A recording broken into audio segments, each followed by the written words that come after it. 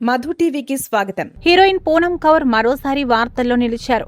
గతంలో పలుమార్లు జనసేన అధినేత పవన్ కళ్యాణ్ మాటల మాంత్రికుడు త్రివిక్రమ్ కు వ్యతిరేకంగా పూనం కౌర్ ట్వీట్లు చేయడం జరిగింది. తాజాగా మరోసారి దర్శకుడు త్రివిక్రమ్ పై సంచలన కామెంట్స్ చేశారు.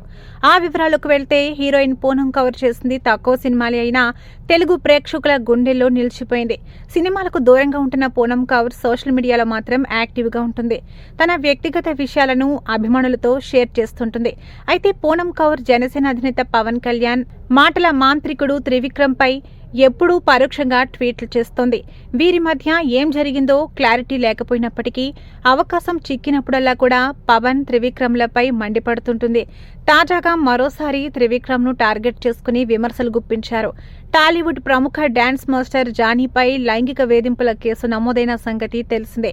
దీనిపై స్పందించిన సినీ ఇండస్ట్రీ మహిళా ఆర్టిస్టులు తమకు ఎదురైన లైంగిక వేధింపుల గురించి తెలియజేయడానికి ఓ కమిటీ ఏర్పాటు చేయడం జరిగింది. దీనిపై పూనం కౌర్ రియాక్ట్ అవుతూ త్రివిక్రమ్ పై చర్యలు తీసుకోవాలని డిమాండ్ చేసింది.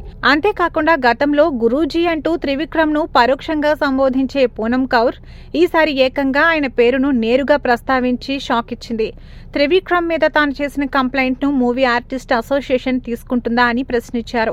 తనకు పొలిటికల్ బ్యాక్గ్రౌండ్ లేకపోవడం మూలంగానే ఆ రోజు తాను చేసిన కంప్లైంట్ ను ఇగ్నోర్ చేశారని ఆమె ఆవేదన చెందారు.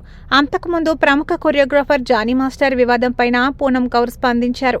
మరోసారి జానీ మాస్టర్ అని పిలవొద్దని అభిమానులకు ఇండస్ట్రీ పెద్దలను కోరారు.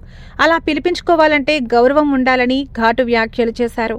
మరి పూనం కౌర్ వ్యాఖ్యలపై ఇండస్ట్రీ పెద్దలు ఎలా స్పందిస్తారో చూడాలి.